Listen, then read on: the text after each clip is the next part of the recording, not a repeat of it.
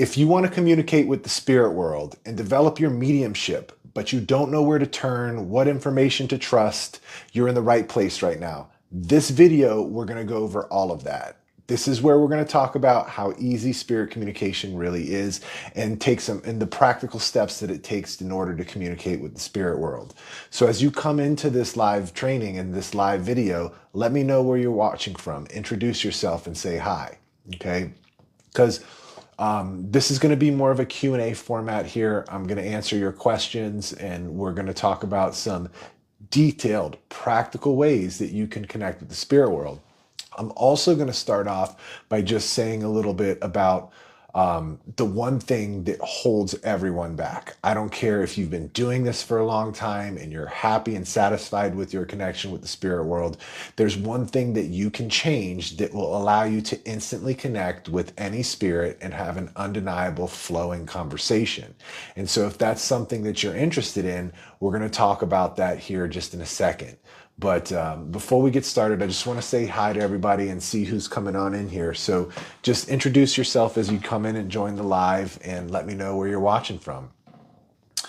Liz, welcome. Lily, how's it going? Jim, thanks for joining. Appreciate it. Jonathan, welcome. Jose, Jen, how's it going? Jenny, welcome, welcome. Amy, hi. Yeah, how are you guys doing today? Danielle, hi. Hi, Danielle from Florida. I'm in Florida also. Yeah. Hi, Tammy. Mel, welcome on in. Debbie, thanks for joining. Jonathan, thanks for the stars or the gifts, whatever you just did. Chili, welcome on in. It's chilly in New Jersey. Oh, okay. Yeah, yeah, I'm sure it is. It's a little chilly here in Florida too, but we're good. Hey, thank you guys for sharing this live and liking it. So, so let's get right into it. All right. Listen, if you've been out there and you've been trying to connect with the spirit world, chances are you've probably been doing a lot of research. You've been following other people. You've been reading books. You probably took some courses. You've definitely been watching lots of videos, right? But there's a couple things that happen, right? Either, you get all of this information because there's so much of it out there. And a lot of it is conflicting, right? Or it's confusing. One person tells you to try this, another person tells you to try that, and nothing's really landing, right? And even if you're having a connection, it's just random and it's surface level. Well, the reason that's happening, the reason that nothing is really landing for you is because you're not finding your unique way of connecting. All right. All of the other stuff that you're watching out there teaches you somebody else's framework, teaches you somebody else's way. And while that may, be helpful to allow you to have those surface level experiences with the spirit world and enable you to communicate with your loved ones and spirit guides, in a very general way, it's not going to get you to the level that I'm talking about, to where you're having those undeniable flowing conversations with the spirit world. And the reason that's not going to happen is because, like I mentioned, this is someone else's way of connecting. This is a different modality. It has steps and frameworks that you have to follow, but you need to discover your unique way of connecting. Everybody is different. All right. I've been doing this for years. I've worked with thousands of people, and I've never seen two people connect in the same way. Not even close, right? There's nobody, it's not even close. It's so different. Each person connects in such a unique way. And that's the thing, right? That's the key to really taking your spirit communication to the level that we're talking about, to being able to communicate with the spirit world like a professional psychic medium. But, there's so much more to it than that. My channel, my videos are geared a lot towards spirit communication, but I don't talk enough about also the byproduct of developing our abilities. And when we get to that place where we are connecting with the spirit world on that high level, the abilities that we use to do that are the same abilities that we use to read energy, work with our intuition, and, do any kind of energy work. And so not only will you be an expert spirit communicator, but you'll also be an expert in many other things that you can use your abilities in. For instance, one of the things I think one of the most fascinating questions I got asked, and it was on a live a few years ago. Somebody asked me, how has developing your spiritual abilities improved your life? And there's been many, many ways, right? Many, many ways. But the number one thing that it has done to improve my life is that it allows me to make better decisions. And because I can make better decisions, the quality of my life has drastically improved. And it keeps doing that, right? I never imagined that life could be so good, so rich, and that I could be so happy. And every time that I think that, this is amazing where things are for me right now, it gets even better. All right. And that's because, once you've developed these abilities, you can look into the energy of your decisions, right? You can look into the energy of your life and see where you're having difficulties, see what's holding you back, but not just see the problem, but know with certainty the action that you need to take in order to get out of that. All right. And then, and then you're noticing red flags before they even come up. You're anticipating the problems because you can feel the energy of them coming. And so you can course correct. You can look into the energy of a decision and see what's going on, what the best, decision is that you can make in that decision. What are the repercussions or the additional decisions that you're going to have to make after the initial decision? And where does it all branch off and head into, right? You can see a lot of that path with certainty, right? And so I think that that's the number one way that my abilities has changed my life. Um, in the other ways, you're able to, I'm able to connect with my loved ones anytime that I miss them. We're coming up on, the holidays, we still visit on holidays, birthdays. They're in my life daily. They pop in when they miss me. I reach out when I miss them. And so it's still that connection that we're able to have. And so I think that that's another way that things have greatly improved in my life. And those of my students as well. I get these beautiful emails every day about these amazing experiences that, my students are having as well. And so it's very fulfilling, right? That's the other part of it too, right? The satisfaction and fulfillment that I feel every single day, knowing that I'm walking in my purpose and that I know what it is with certainty and clarity. And it's what I'm doing here today with you, helping everybody connect directly with the spirit world, connect directly with your spiritual abilities. So you don't need to use a pendulum. You never have to go see another psychic medium. You don't need to use the tarot cards. You connect directly, have the experience, and get the information. You're not dependent on anyone else. And so, it feels really good doing that. It feels really good being able to do that. So, let me see if you guys have any questions. Feel free to pop them in the comments down here. I saw a few pop up. We will definitely get into some of the other stuff here. What is my take on ADHD and being more connected spiritually? Well, ADHD is really something that happens in the brain. There's nothing spiritual about that, right? The ADHD is an underdeveloped prefrontal cortex, all right? And it's a specific part in there, all right? It's something called the OFC. You can go look that up if you're really interested in the neuroscience of it, all right? But we won't get technical.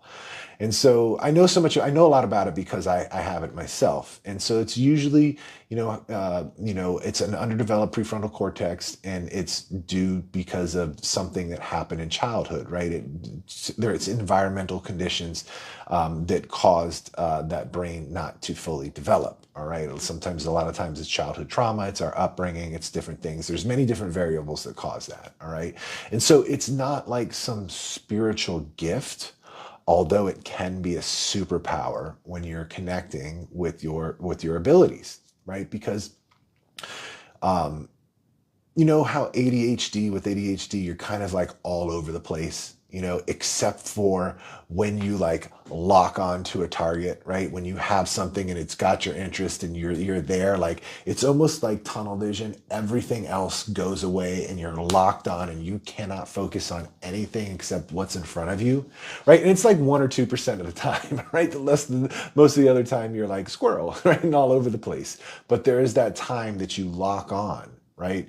And so when we do that, when we're working with our spiritual abilities, I mean, it is something that can take you to the craziest levels and have the most amazing experiences. And, it's actually something that we can harness, and it's something that we can use to our advantage rather than detriment. And it can be learned and trained, to be able to use our ADHD as a superpower, not just in working with our spiritual gifts, but although I have found it is easier to tame the ADHD with our spiritual gifts, because once we know how to channel it to lock on and focus on things, we can start to do that in our life as well. All right. Some for the most part in my life, I don't take any medication for it. I don't do anything, with my ADHD. And for the most part, it's under control. It flares up every now and then, and, I kind of go all over the place, but for the most part, because I've worked with it and channeled it through my abilities, it's really changed the way that it comes out in my regular day-to-day life as well.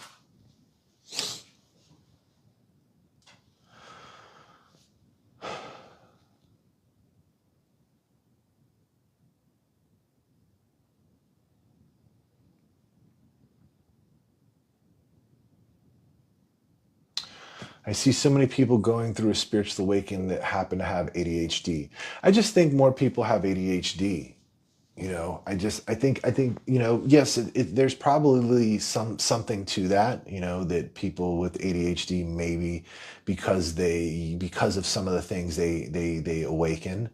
But I don't necessarily think that it is a catalyst to awakening. I've worked with plenty of other people and met plenty of other people that don't have that.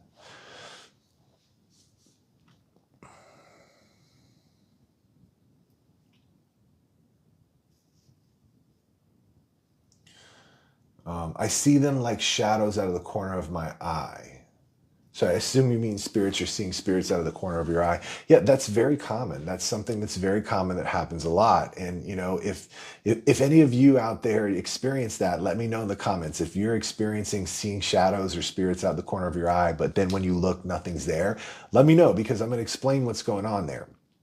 What happens is that our conscious mind is focused on whatever's in front of us, right? Like right now, I'm focused on this camera. I'm focused on you and the comments here.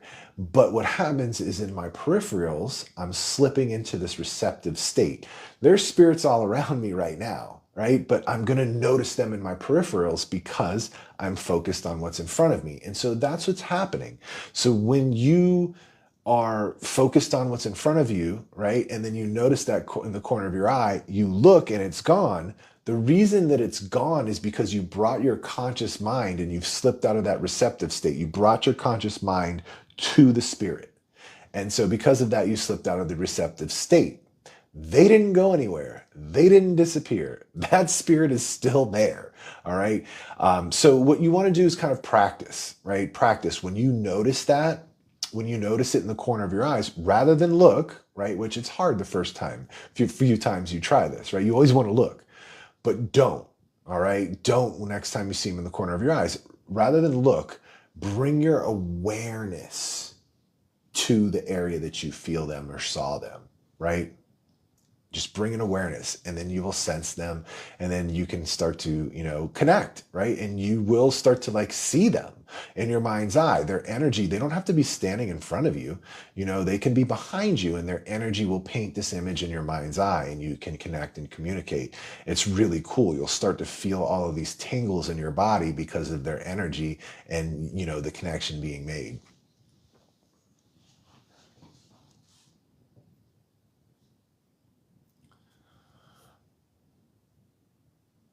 I saw a bright white orb, 12 inches round. It disappeared when I saw it and then reappeared. Yeah, so orbs, I think are a little something different. These are like physical manifestations of like the fairy realm, the elementals. Okay, there's different types of entities. All right, spirit is spirit, but there are different types of entities in like the fairy realm or the elemental realms. They're kind of in like this in between the physical and the spiritual realms, okay, and the energetic realms. And because they're in this in between, they can like physically manifest, and we can see them as like orbs and stuff. For the most part, I've never experienced like a loved one as an orb. If a spirit physically manifests, it usually manifests as how it looked here in on the earth plane.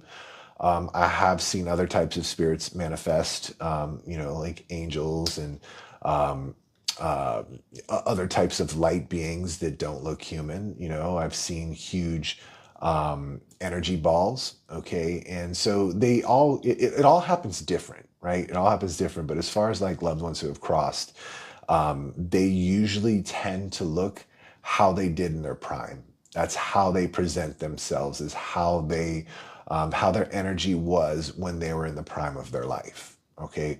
And if you didn't know them then, and you're making the conscious connection, if you didn't know them when they were in the prime of their life, they'll usually manifest in a way that you would remember them.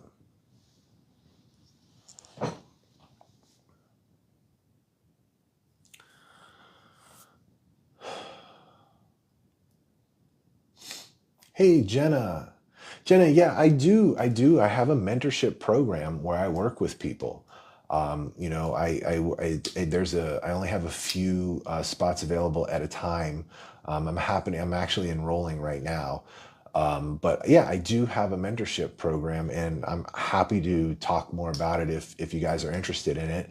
But I'm here to serve today. Okay. But if part of that serving is letting you guys know about my program, I'm happy to do that. Just let me know what your questions are in the comments, and I'll keep answering your questions. What is a mimic, and what do I think? I think a mimic is something that New Age spirituality has made up.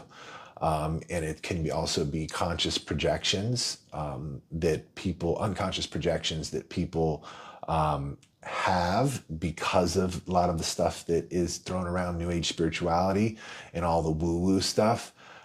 There are no spirits that can disguise themselves as something else. Spirits are pure energy. And because they're pure energy, you can feel intention in that energy. They cannot hide it.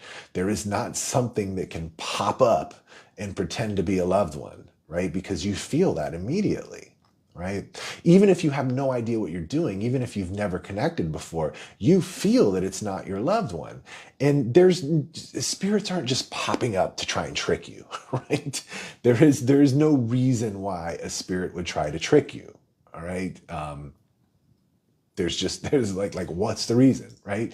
And so that's usually a lot of fear-based things that come up around spirituality. And I have found that it's nonsense. That it's nonsense. There's nothing out there that's trying to harm you. Right? I do acknowledge there's dark and there's heavy energy, but that energy is grossly misunderstood. It's nothing like anything that you see in the movies or see on these fake YouTube shows or fake paranormal shows. There's nothing like that out there. All right. You are completely safe. I talk with every single spirit that I come across, even if it feels dark and heavy. All right. That's how I know what is there, by connecting with it and communicating. And that's how I know that it is grossly misunderstood. All right. So you have nothing to fear. Talk to every spirit that you sense. All right. Talk to every spirit that you sense. You are safe.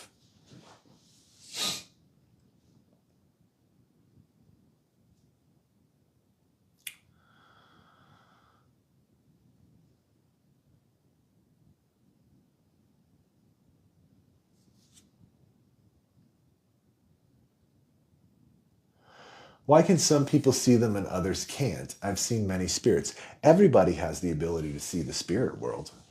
Everybody. We all have the same abilities. I don't even use the word gift, spiritual gift, unless I'm doing it for context or to get a point across. I do not like using the word spiritual gift. at all, because that makes it seem like there's some people that are special when it comes to this, and nobody's special, right? And I want to make that clear in case some of you are putting me on a pedestal thinking I'm different. I am no different, all right? As a matter of fact, a lot of you are probably way more spiritual than I am, okay? Um, and I'm sure of it, all right? And so, people aren't special with these special abilities. We all have the same abilities, the same spiritual abilities. I call them psychic abilities.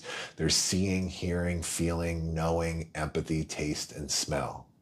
All right. And yes, there's the clairvoyance, claircognizance, clair this, clairsentience, clair all these things, right? But what those all mean is you're seeing, hearing, feeling, knowing, empathy, taste, or smell. Okay. And so I'm all about, leaving the woo and mystery out of this stuff. Right? This is the practical. I'm the practical one, right? If you like the woo and mystery, you probably will not like anything about my content. Other than it'll help you directly connect with the spirit world. But you have to set aside the woo.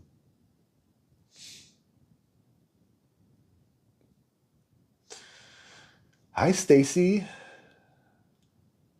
Is it possible to see spirit physically?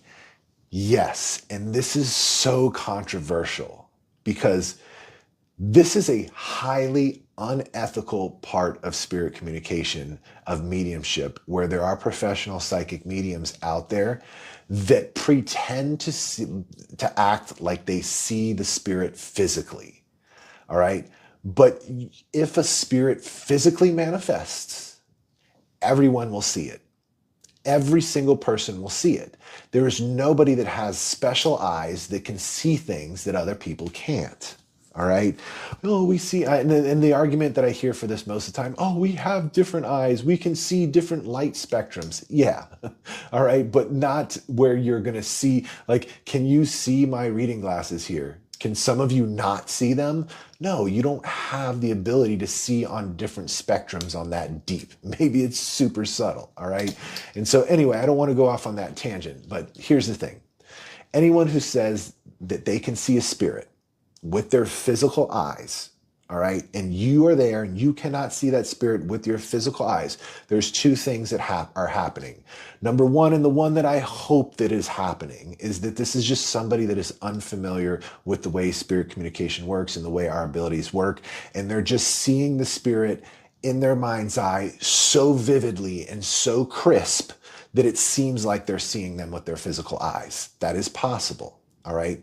But there's definitely a difference. If you are experienced and you do this work often and you are saying that you see them with your physical eyes, you're just lying.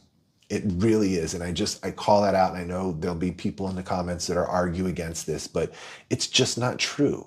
I know you want to believe that you're special and that you have special eyes, but nobody does. Okay. And that's just the simple fact of the matter. If a spirit physically manifests, everybody's going to see it.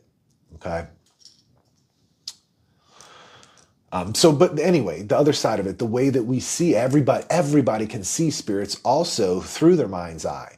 And what's happening is the spirit's energy is painting this image in your mind's eye. And it starts to look like what a memory looks like, or if you are visualizing something, right? Except it's not you bringing the memory up and it's not you creating the imagery from the visualization. What's happening is the image is being projected. Okay, and you're receiving it. That's how we see the spirit world. Thank you, Brenda.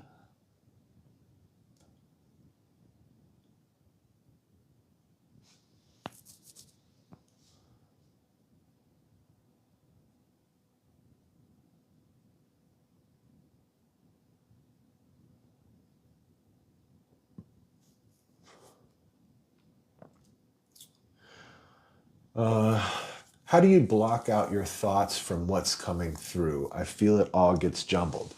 Yeah, and that's just something that it happens, right? You don't need to block your thoughts, all right? That's something that's so hard to do, right? I don't even think it's possible to block your thoughts. But here's the thing. Spirit communication and the information that you receive through your abilities, whether it's your intuition, whether it's through another spirit or whatever it is, when you receive that information, your thoughts feel different than what you're receiving through your spiritual abilities. All right. Feels completely different. But the thing of it is when you're first starting out in this work, it's difficult to tell the difference. It's hard to tell the difference. So, that's why I tell everybody you need to analyze and reflect on every experience you have, even the ones that you feel like you are in your head the whole time, even the ones that you feel like you just completely made up. You still need to analyze those experiences, because by doing that, you're going to have insights and you're going to notice those subtle feelings, the way like, oh, okay, that's how it felt when I was totally in my head. And then what's going to happen is you're going to eventually get into an experience that's like, boom, undeniable. And you're going to feel it through your entire being. And now you're like, oh, that feels different. And so now the difference between your thoughts and what authentic connection and communication feels like is not subtle anymore. It's very, very, very obvious. Okay. And so don't try and block your thoughts. Let them come as fast as they want to come. Just know the difference in what it feels like. And see, it's like a double-edged sword, right? When you let your thoughts rip like that, or it's not a double-edged sword, that's the wrong thing to say. When you let your thoughts just rip and don't worry about it, because you know what it feels like when something comes, your thoughts actually calm down. Because you're not trying to force them, right? It's like when you try to force your thoughts to go away, it's like they come even faster. And so when you don't give a shit, it's almost like they're like, oh, okay. Just leave them alone. You guys enjoying this? You guys liking this Q&A kind of like format? Like there is no curriculum here. I'm not trying to teach anything. Do you guys like it? Do you want me to do this more often? Let me know. And the best way to let me know that you're enjoying this is if you liking the live, sharing the live, and commenting. It really helps the algorithm pick it up and bring more people in. And so the more people that we bring in, the more diverse questions that we get, the more that you learn. And also, the more people that need this information actually get it. And so if you're enjoying this, just drop a comment, engage with this live some way, share it. Tap the heck out of that like button. We got 3,000 already. How fast can we get to 10? Right? And, so the more you comment, the more you like, the more you engage, the more this lets me know that you're enjoying it. All right?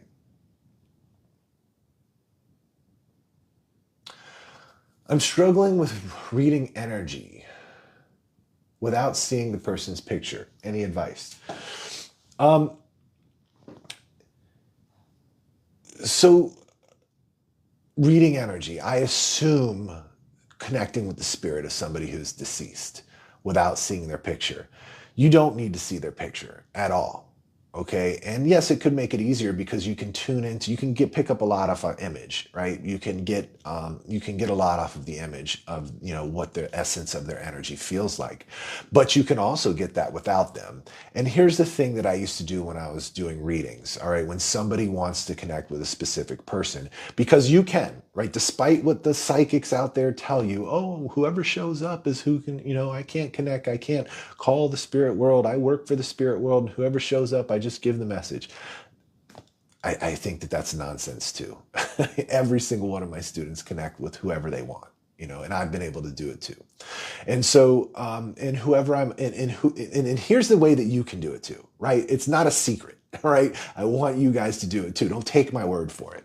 All right. So what I teach my students, right? What I have them do, because we do a lot of practice readings in my mentorship. Right? In my mentorship program, I have students come together and because I have students that want to work professionally. And so I'll have a segment where we do supervised practice readings where I'm critiquing people in real time, giving them feedback, jumping in if I need to, validating some of the stuff that they're getting. And so we're doing a lot of that in our sessions. And so the way that I teach my students to start it off, to connect with a specific spirit, is the person that they're reading for, I have them say 1 to 2 sentences about the person, right? Give us the name, all right, and give me 1 to 2 sentences about the person. And what I like to do is a shared memory. All right, a shared memory, nothing about detail. It might be like, I want to connect with my husband. His name is Dave, and we had a really good time at the beach in '96.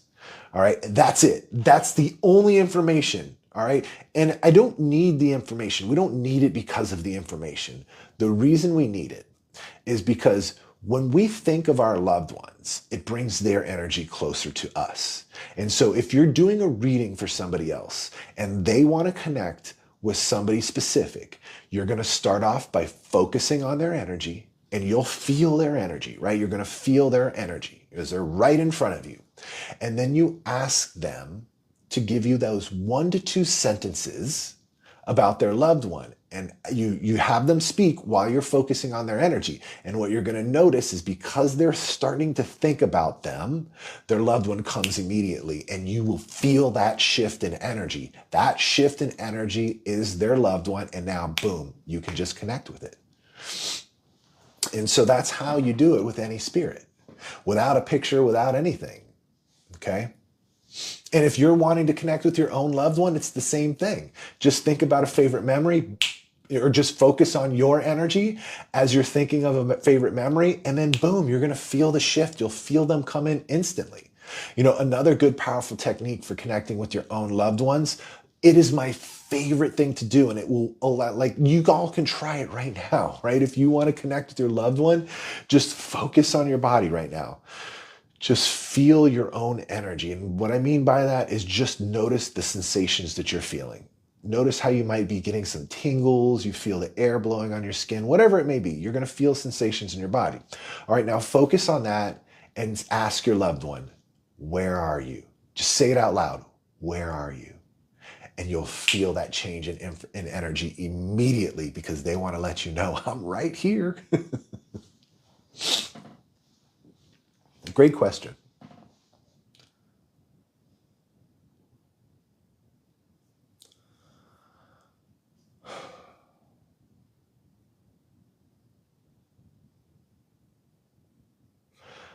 I was on a high learning about mediumship until my whole family said I'm nuts. It's not real. Any advice? Fuck them. I mean, I'm going to give you my blunt, direct advice. Fuck them. Don't share anything about it anymore. That's all you need to do, right? I mean, don't hide anything. If they ask, you talk about it, but you don't have to openly share. I made the same mistake with my family. When I had my awakening, I talked about all of my experiences because it's beautiful and it's amazing. And why wouldn't I want to share it with other people that I love and that I care about? And why wouldn't I want that for them to experience these amazing, wonderful things that I'm experiencing? And so our sharing comes from a very good, authentic place, but people don't receive it as that. Right? There's people out there that don't. And so, the way that I maintain my relationships with people that aren't interested in it is I just don't talk about it. But here's the thing. With my family, a little while after, like maybe 6 months, a year after I stopped talking about it, they're like, you are the most happiest I've ever seen you in your entire life. What's different? Oh, now that you mention it, I talk with the spirit world. I connect with my guides. I read the energy, I work with my intuition. Things are very different now that I'm attuned to these realms. You want to know more about my experiences? Right? And so what I'm getting at is they eventually come around when they see your happiness. And if they don't, fuck them. You don't have to share this stuff. It's not your business to straighten out what anyone thinks of you. Unless you have young children.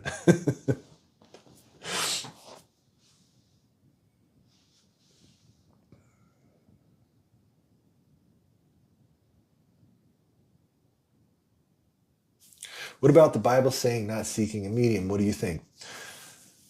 My perspective on religion is very negative. And so I don't talk about it a lot because I know that it's something that your religious beliefs don't matter, right? If you're a Christian, a Buddhist, a Muslim, it doesn't matter. You can do this. You can connect with the spirit world.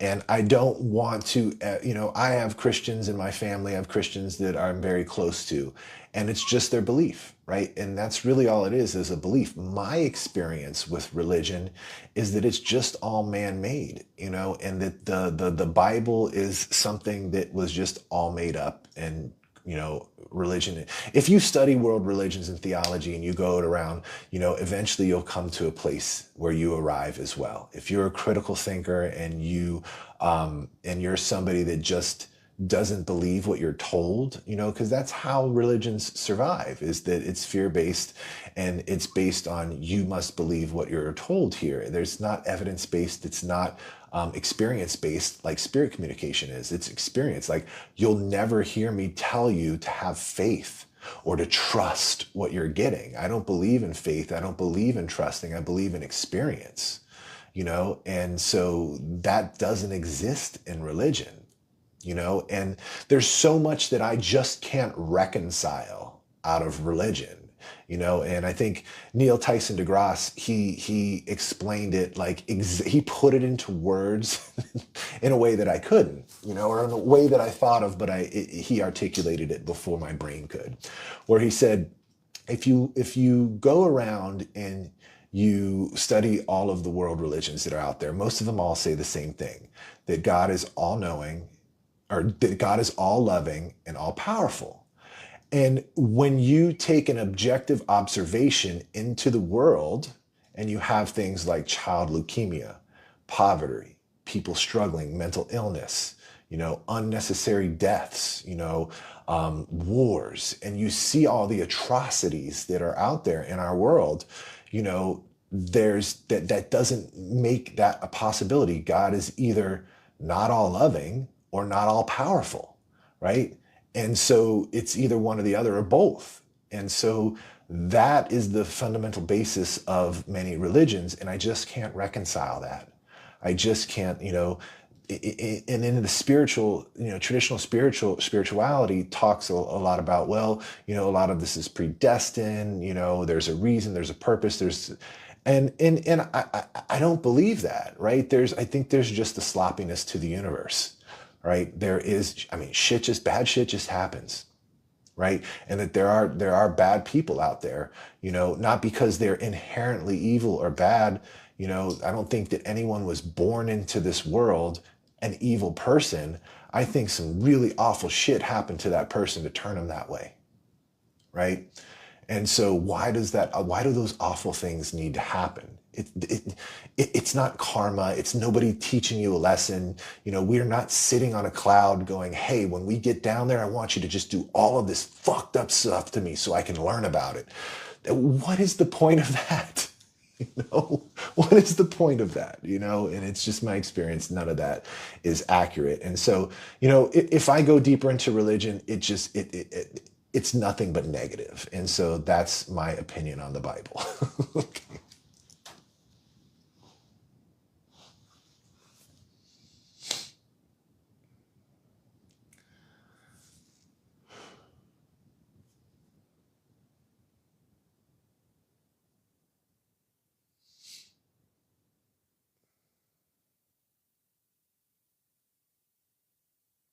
Thank you, Teresa.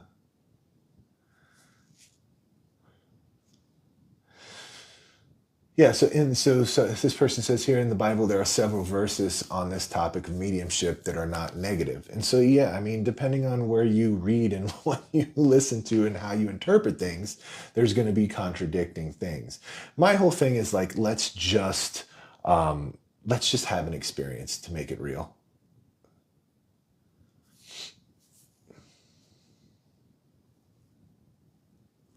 Oh, okay. So Jen says, when I'm doing a reading for somebody and I don't see the person I'm reading for, I struggle to connect for them. So, everything the advice that I gave you before, it still all applies here. All right. But you would have to first attune to their energy. And the way that you would do that is a little bit different. All right. You would just, you would hopefully have had a conversation with them and know them, and you could follow your energy to the point where it intersects with their energy. Because Here's the thing. Here's the fundamental thing that we need to understand. This is foundational. All right. And I don't want anybody to take my word for this. I want you to explore it on your own. But here's the foundational principle of who we are on a soul level and how our connection works. All right. Is that, most people understand that we are, spirits, that we are energy, that we are souls in this body, and our energy is in this physical body. But it goes way beyond that. There's just a portion of our energy in this physical body. And there's really hardly any of our energy in this physical body. Our energy extends so much further beyond where we are now in this physical body. We are omnipresent beings. That means we exist everywhere, all of the time, all of dimensions, all planes of existence. We are everywhere, and the analogy that I like to use, it's kind of like, imagine when you dip your toe into a pool, okay?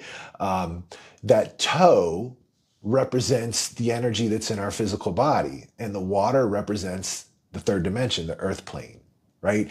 And so we're just dipping our toe here, right?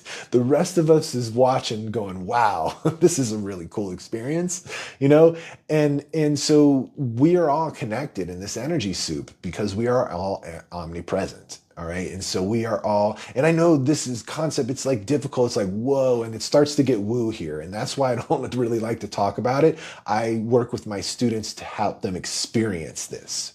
All right. Because that's really what it takes to understand it from a practical, non-woo way. And so I'll try and explain it without the woo. All right. And so we are all interwoven, entangled. All right.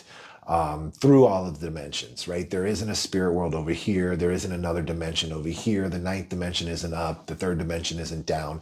Everything is intertwined. All right. All right here in one point, if you will. All right. And so time and space doesn't exist anywhere except for here in this physical dimension. All right. So when we're not here, the part of our energy that is not here, it is everywhere. And if it's everywhere and everyone's energy is everywhere, we are all connected. Okay. That's the simplest way that I can put it. And so if you're doing a reading for somebody else and you don't have them in front of you, you just go out and find the part of their energy that intersects with your energy, and you start that way. Now, I know that was a long, drawn out answer to your question, but hopefully that helped you.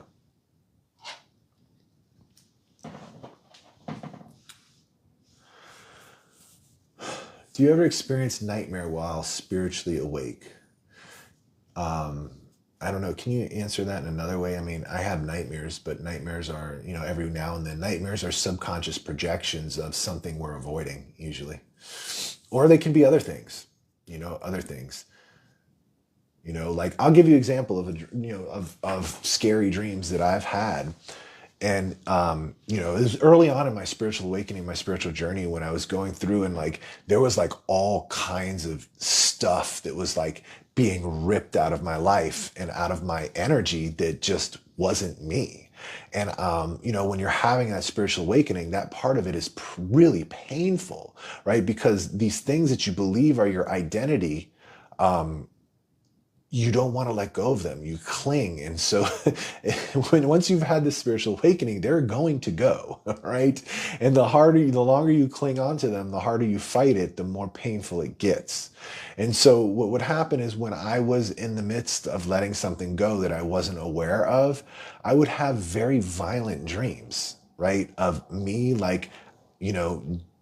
out there doing crazy things, okay? In my dreams, right? I don't know if I can even mention this stuff here, but they were very, very disturbing, violent dreams.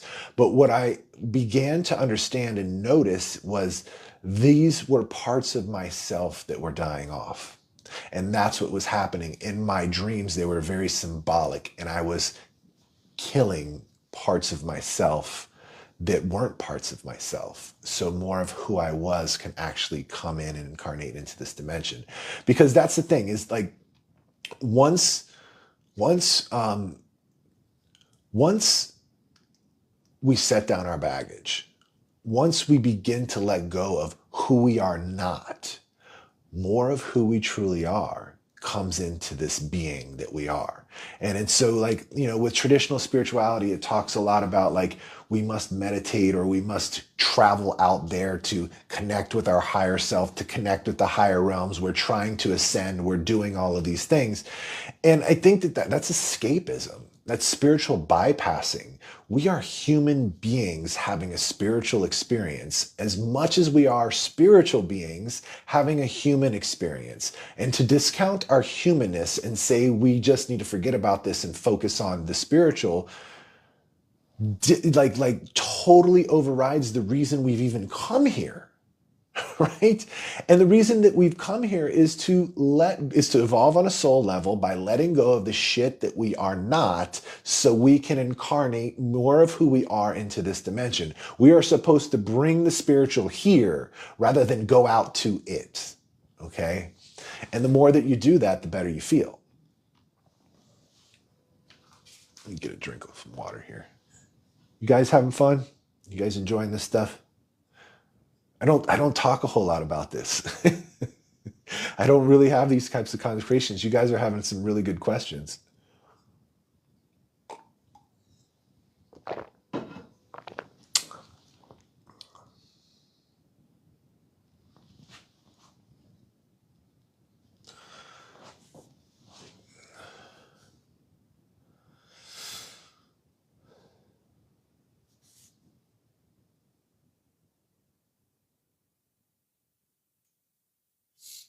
Hey, Cornelia.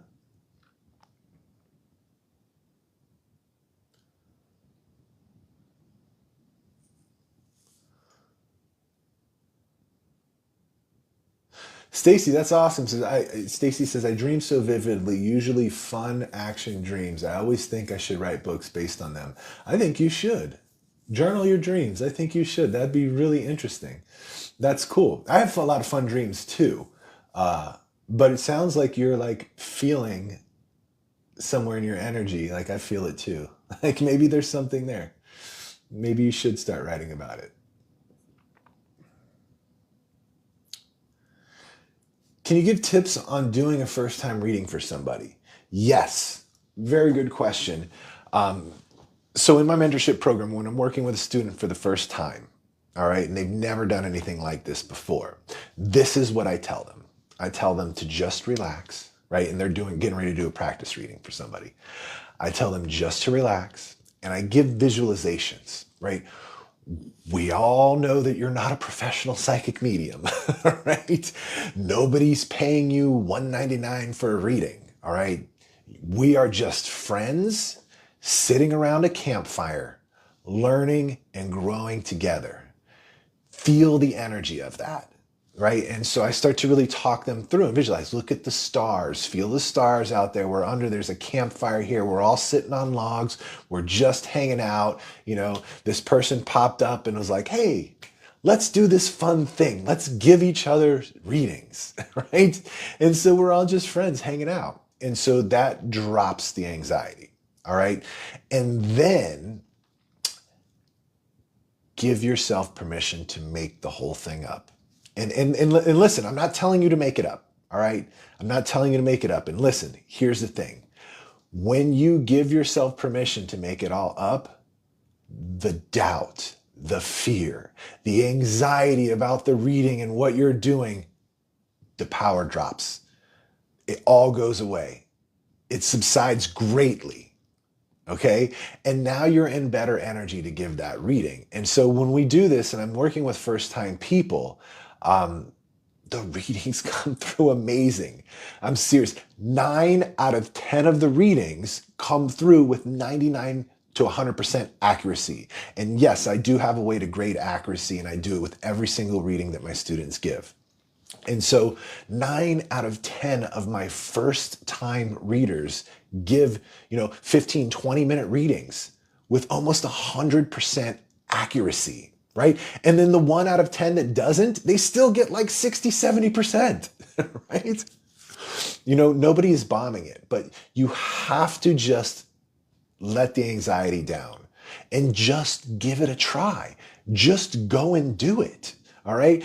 It is fun. Have fun with it, Okay? Be okay feeling like you're making it up, because everybody does.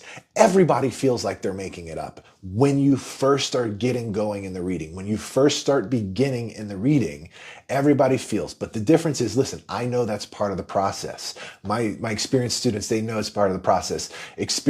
Professional psychic mediums, they know it's part of the process. When they start the reading, it feels like they're making it up, but they are comfortable feeling that way. They don't deliver the information when they feel that way. They wait until it starts to flow and it starts to pick up and the energy builds, and now the information coming feels very, very different, and that's when the reading begins. Okay?